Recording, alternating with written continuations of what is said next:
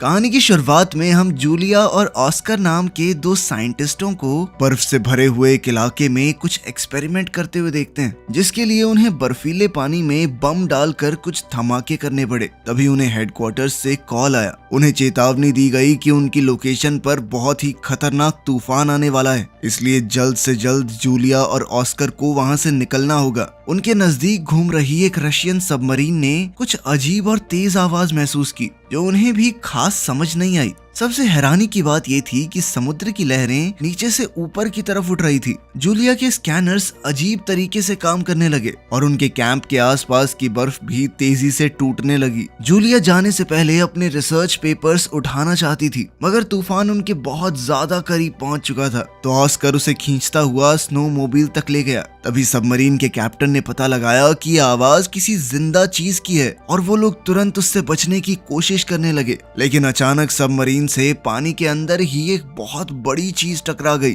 ऊपर ऑस्कर और जूलिया बर्फ टूटने के कारण जल्दी से भागने की कोशिश कर रहे थे, लेकिन बदकिस्मती से आगे भी बर्फ टूटने लगी। उनकी स्नो मोबिल जो वहां से निकलने का एकमात्र सहारा थी, जलकर राख हो गई और पानी में डूब गई। जल्द ही धमाकों ने उनके कैंप को भी उजाड़ कर रख दिया और बचे हुए साइंटिस्ट धीरे धीरे डूबकर मरने लगे। उधर सबमरीन को भी लगातार नुकसान पहुंच रहा था और लोग बड़ी मुश्किल से अपनी सीट्स पर बैठे थे, क्योंकि सब कुछ जोर जोर से हिल रहा था। थोड़ी कोशिश करने के बाद वो फायर करने में कामयाब हो गए और उससे निकली रोशनी ने पानी में कुछ बड़े बड़े टेंटिकल्स दिखाए। तभी एक आदमी शीशे की स्क्रीन से टकराकर दूर जा गिरा और चोट की वजह से बेहोश हो गया। इससे पहले कि सबमरीन पूरी तरह डूब जाए, एक ऑफिसर ने इमरजेंसी मैसेज दबा दिया और रशियन नेवी के हेडक्वार्टर्स में सबमरीन के गायब होने की खबर पहुंच गई, क्योंकि उस सबमरीन में बहुत जरूरी हथियार थे। इसीलिए वो या तो उसे बचाने और अगर बचा नहीं सकते तो उड़ाने के लिए रेस्क्यू टीम भेजते हैं। इस मिशन को विक्टर लीड करेगा, जो पानी में फंसी हुई सबमरीन के कैप्टन का भाई है।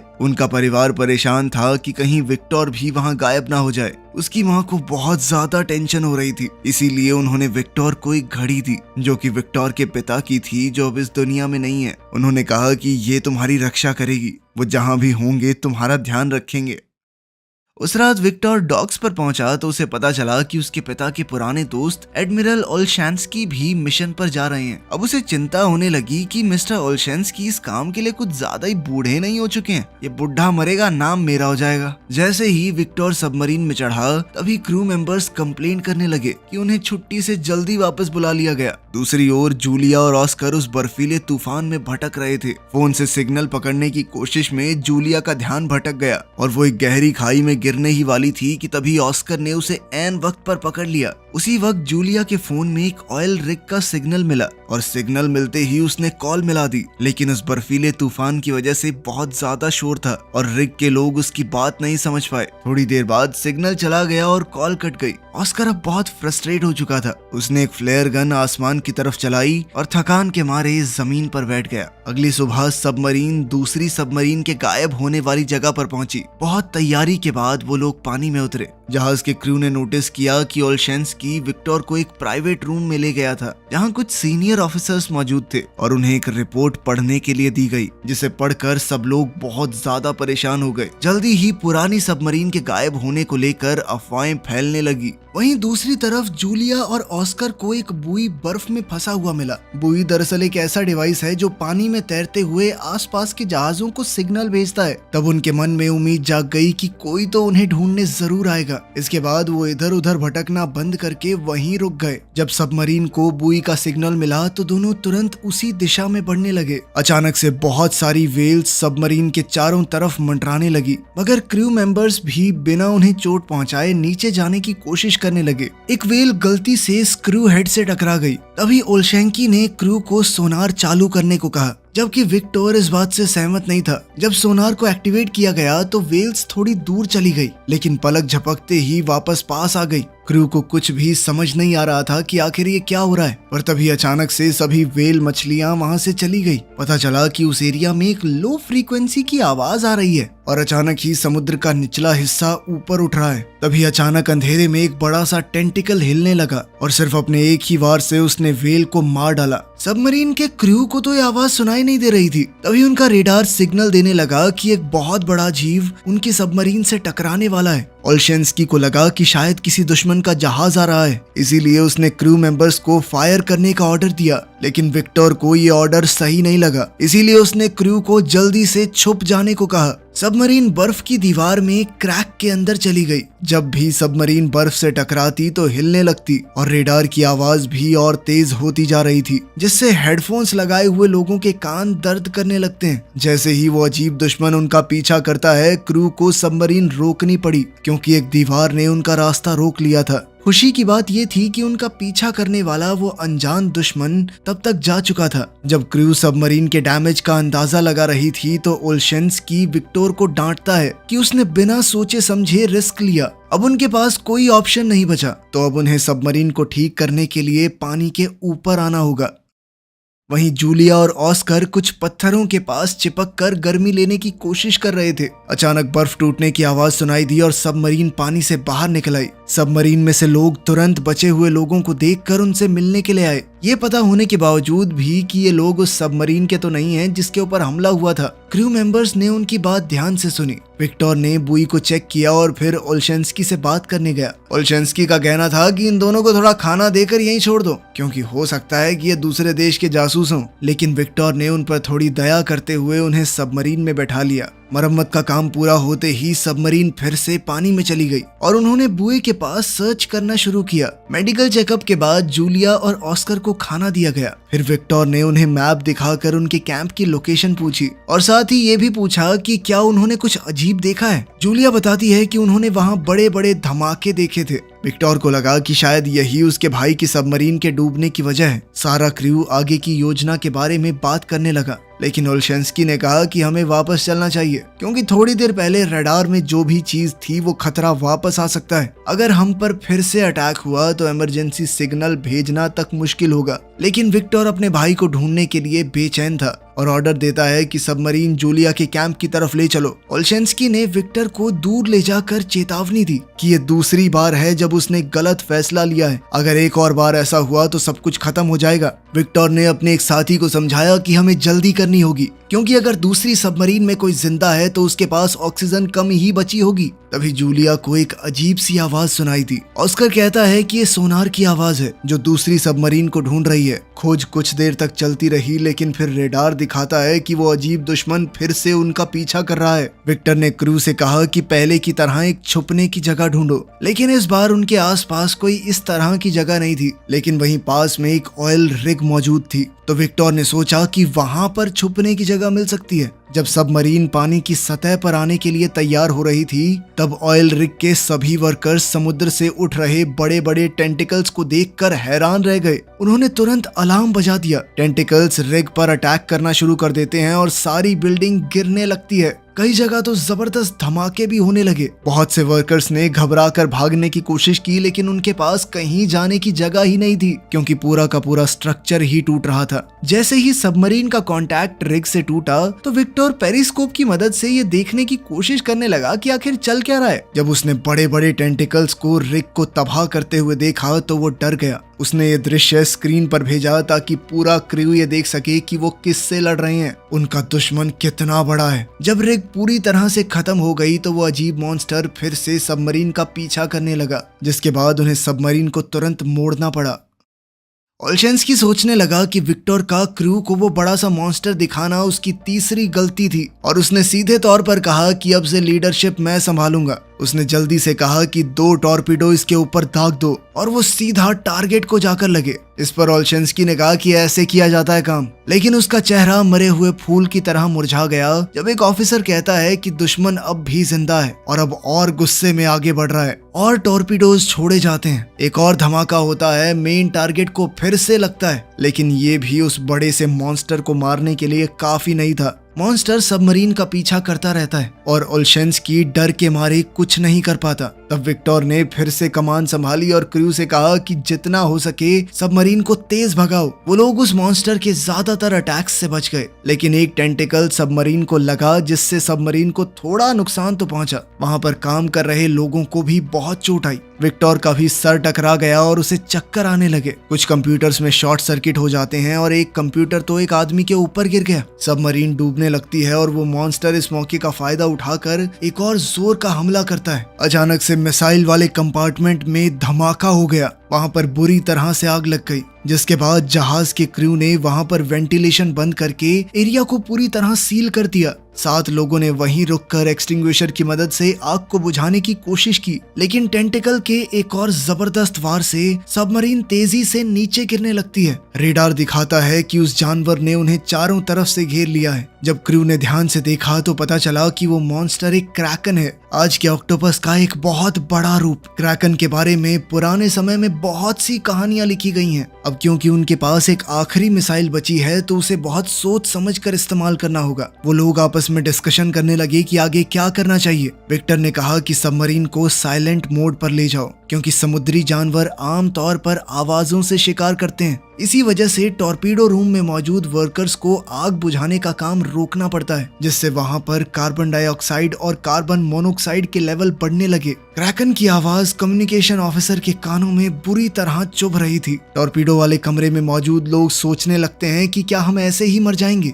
लेकिन खुशकिस्मती से विक्टर का प्लान काम करने लगा और वो क्रैकन वहां से दूर चला गया। अब वो लोग दोबारा से अपने काम पर लग सकते हैं, लेकिन तब तक आग इतनी ज्यादा फैल चुकी थी कि थोड़े से एक्सटिंग्विशर से बुझाना पॉसिबल ही नहीं था। कुछ लोग आग से जलने लगे और तभी विक्टर ने सबको कहा कि कंपार्टमेंट खाली कर दो, जो चीज जल रही है जलने दो, बस अपनी जान बचाओ। कुछ ऑफिसर जब फायर एरिया से बाहर निकल रहे थे तो वो बुरी तरह से घायल हो गए, लेकिन बाकी के क्रू ने उन्हें दरवाजे के पार ले आने में उनकी मदद की। आखिरी सेकंड में दरवाजा बंद कर दिया गया ताकि आग बाकी हिस्सों तक ना पहुंच सके। टॉर्पीडो कंपार्टमेंट का प्रेशर कंट्रोल करके आखिरकार आग बुझा दी जाती है। ये वहां पर लोगों के होते हुए नहीं किया जा सकता था। इसके बाद जो लोग अभी भी ठीक थे उन्हें रिपेयर का काम दे दिया गया और जो लोग घायल थे उन्हें इन्फर्मरी या उनके कमरों में भेज दिया गया। ऑस्कर और जूलिया ने उनकी चोटों का इलाज करने में मदद की, जिससे क्रू उन पर भरोसा करने लगा। बाद में विक्टर क्रू से उनके विचार पूछता है कि अब क्या करना चाहिए। सभी कहते हैं कि हमें वापस जाना चाहिए, क्योंकि हमें दूसरी सबमरीन की लोकेशन का कुछ नहीं पता और क्रैकन से बचने के लिए कोई सुरक्षा नहीं है हमारे पास। ओल्शेंस्की ने विक्टर को याद दिलाया कि तुम्हारे पिता एक हीरो थे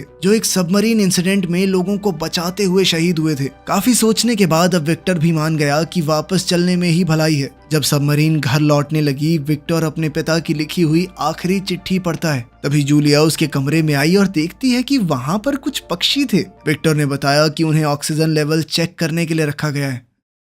जूलिया ने उससे एक मैप मांगा और सभी लोकेशंस दिखाई जहां पर उन्होंने क्रैकन को देखा है और अपने कैंप की भी लोकेशन बताई। वो कहती है कि पुरानी कहानियों के हिसाब से इस जानवर ने पहले भी कई जहाजों पर हमला किया है, लेकिन फिर अचानक ही वो गायब हो गया। इसीलिए कई साइंटिस्ट मानते थे कि क्रैकन किसी गहरी नींद में चला गया है। जूलिया ने बताया कि हमने जिन धमाकों का इस्तेमाल किया था शायद वो क्रैकन के छुपे हुए घर पर लगा दिए, इसी वजह से शायद वो जाग गया है। अगर सबको जिंदा रहना है तो उन्हें सोनार बंद करना होगा, वरना वो उनके पीछे दोबारा आ जाएगा। क्योंकि जूलिया क्रैकन के बारे में इतने अच्छे से जानती है तो विक्टर ने उससे पूछा कि तुम्हें कोई आइडिया है मेरे भाई की सबमरीन कहाँ हो सकती है। जूलिया ने समझाया कि ऑक्टोपस अपने शिकार को खींचकर अपने घर में ले जाते हैं और वो जगह उनके कैंप के आसपास ही होनी चाहिए। तभी उनकी बातचीत एक ऑफिसर के आने से रुक गई। ऑफिसर ने कहा कि हमें एक क्लू मिला है। वो साइलेंट मोड के समय की रिकॉर्डिंग सुनाता है, जिसमें सबको सुनाई देता है कि कोई किसी मेटल पर बार बार ठक ठक कर रहा है। वो सिग्नल को ट्रैक करते हैं और ये कंफर्म होता है कि ये जूलिया के कैंप के पास से आ रहा है। इसका मतलब साफ था कि दूसरी सबमरीन में अभी भी कुछ लोग जिंदा हैं। विक्टर ने सबको बुलाया और कहा कि देखो, हमारे फौजी उस सबमरीन में बंद हैं, जिंदगी और मौत के बीच जूझ रहे हैं वो। अगर उन्हें हम नहीं बचाएंगे तो कौन बचाएगा? ये मत सोचना कि मैं सिर्फ अपने भाई के लिए वहां जाना चाहता हूँ। अगर तुम में से कोई भी वहां होता तो मैं एक आदमी के लिए भी यही करता।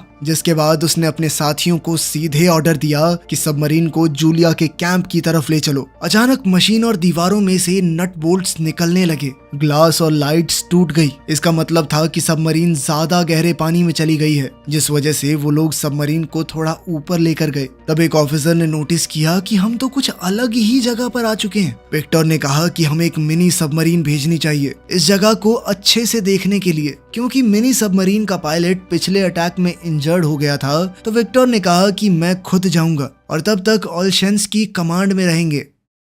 मिनी सबमरीन विक्टर और 2 ऑफिसर्स के साथ निकलती है। जैसे जैसे वो गहरे पानी में जा रहे थे, प्रेशर की वजह से उन्हें सबमरीन के मेटल से आवाजें सुनाई देने लगी, क्योंकि इतनी गहराई में वो पहली बार जा रहे थे। प्रेशर जल्दी ही उस सबमरीन के ऊपर असर डालने लगा, इसीलिए अगर उन्हें जल्दी जल्दी कुछ नहीं मिलता तो उन्हें वापस जाना पड़ेगा। तभी उन्हें कहीं से आवाज सुनाई दी। जब वो उस दिशा में गए तो पता चला कि वहाँ हजारों डूबे हुए जहाज थे। इसका मतलब है कि जूलिया की थ्योरी और कहानियां एकदम सच हैं। आखिरकार उन्हें दूसरी सबमरीन मिल गई और वो उसकी डैमेज को चेक करते हैं। खुशी की बात ये थी कि उसका आगे का हिस्सा अभी भी ठीक है। इसका मतलब है कि कुछ लोग वहाँ छुपे हो सकते हैं। उन्होंने इस मिनी सबमरीन को पुरानी सबमरीन से जोड़ने की कोशिश की, लेकिन इतने प्रेशर में ये कर पाना बहुत मुश्किल था। आखिरकार काफी कोशिशों के बाद उन्होंने कनेक्शन बना ही लिया। विक्टर ने डाइविंग सूट पहना और कनेक्शन की मदद से दूसरी सबमरीन में चला गया। हैच खोलने से पहले उसने नॉक किया और अंदर जाकर वो बहुत खुश हुआ, क्योंकि क्रू अभी भी जिंदा था, उसका भाई अलेक्जेंडर भी। उन्होंने एक खबर मेन सबमरीन को भेजी और वहाँ पर सभी लोग खुशी से जश्न मनाने लगे। अलेक्जेंडर समझ रहा था कि उन्होंने सबमरीन को साइलेंट मोड पर रखा होगा ताकि क्रैकन का ध्यान न जाए, और उसने बीच बीच में ही सिग्नल भेजा। विक्टर ने जितने ज्यादा लोग फिट हो सकते थे उतने मिनी सबमरीन में भेजे, लेकिन सबको बचाने के लिए 2 बारी लगेंगी। विक्टर ने फैसला लिया कि वो अपने भाई के साथ यहीं रुकेगा और एक मैकेनिक को आखिरी पायलट के साथ भेजा गया। उन्होंने सबमरीन के अगले हिस्से पर एक ट्रैकर लगा दिया ताकि उनकी लोकेशन खो न जाए, लेकिन फिर उन्हें याद आया कि क्रैकन भी तो इस सिग्नल को पकड़ सकता है, जिसके बाद उसे बंद कर दिया गया। जब मिनी सबमरीन ने वहां से टेक ऑफ किया तो पूरी सबमरीन एक बार के लिए हिल गई, लेकिन नीचे नहीं गिरे। जल्द ही वो लोग मेन सबमरीन तक पहुंच गए और बचाए गए लोगों का इलाज शुरू हो गया। सबमरीन को चला रहा पायलट दूसरी ट्रिप करने लायक नहीं था, तो जूलिया ने ऑस्कर को मदद करने को कहा। ऑस्कर पहले सबमरीन में काम कर चुका था, तो वो मान भी गया। जब मिनी सबमरीन वहां से निकली तब ओल्शेंस्की ने रेडार में देखा कि क्रैकन फिर से हिलना शुरू हो चुका है। दूसरी तरफ विक्टर और अलेक्जेंडर उन खतरनाक हथियारों को ढूंढने जाते हैं जो उनके सीनियर्स ने मांगे थे। उन्होंने डिस्ट्रॉयड एरिया में जाके तिजोरी से कोड निकाले, लेकिन जब उन्होंने कंप्यूटर में कोड डालने की कोशिश की तो सिस्टम ने काम नहीं किया। लेकिन विक्टर हार मानने को तैयार नहीं था और काफी सारे बटन्स दबाने के बाद कंप्यूटर ऑन हो गया। उन्होंने देखा कि ये हथियार अभी भी काम कर रहे हैं। उस हथियार में से निकलने वाले सिग्नल को मिनी सबमरीन ने पकड़ लिया और उस सिग्नल का पीछा करते हुए वहां पहुंच गए। लेकिन मेन सबमरीन में सब लोग डर चुके थे, क्योंकि क्रैकन उनके बहुत करीब आ चुका था। क्रू ने जल्दी से सबमरीन को समुद्र के निचले हिस्से में लैंड कर दिया और साइलेंट मोड में चले गए। क्रैकन ने एक बड़ा पत्थर सबमरीन पर फेंका, जिस वजह से सबमरीन को चोट लगी और पानी एक कंपार्टमेंट में घुसना शुरू हो गया, और क्रूज डाउट में पड़ गया कि वो साइलेंट मोड कितनी देर तक रख पाएंगे।